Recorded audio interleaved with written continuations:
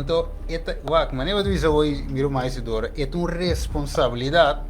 Você, se me diz, tem um rato e não diz quatro, não quita o dia de fora de revolução diz quatro, sete. Um sinal Então, vamos entre vai ami e não.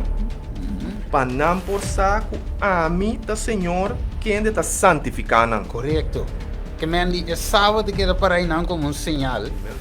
Que este é Deus verdadeiro. Não tem outro Deus fora de Deus. Você, diz na Bíblia, Senhor Deus está uno.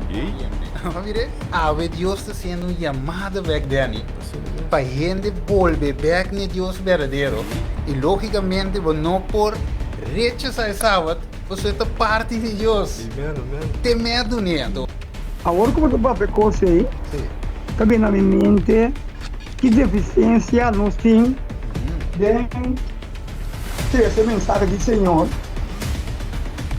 Para sobre a mensagem aqui, não está o trazer dentro da totalidade da igreja de Deus.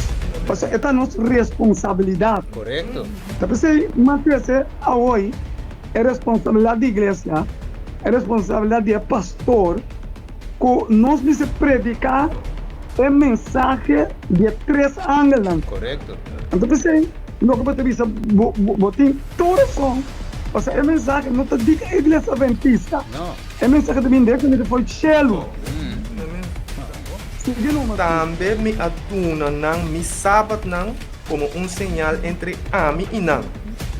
Para não por saco, ami da Senhor, quem está santificando. A mensagem é que vem fora de cielo na gente para não reconhecer Ele como Criador. Versículo 7. Amém.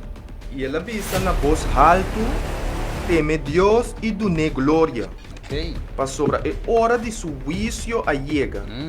E adorar é som contra cielo e terra e lamã e fuente não de água. Ok? Que é ángel que representa um mensageiro, começa a ami e avo predicando a verdade presente de tempo aqui. Tinco e o mundo não reconhecer Deus como Criador, ok? Então, ora vou chegar na tinco chega na teme Deus e dune glória. De com este buscava que tem uma urgência atrás de mensagem. Miro mais agora.